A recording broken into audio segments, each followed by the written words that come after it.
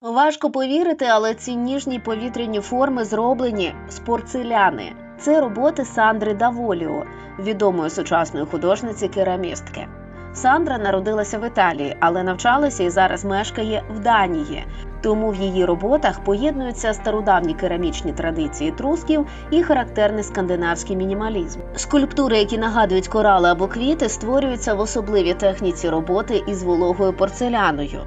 Через складну структуру вироби дуже важко опалювати, тому фінальний етап їхнього виготовлення займає кілька тижнів, але результат заворожує красою і досконалістю.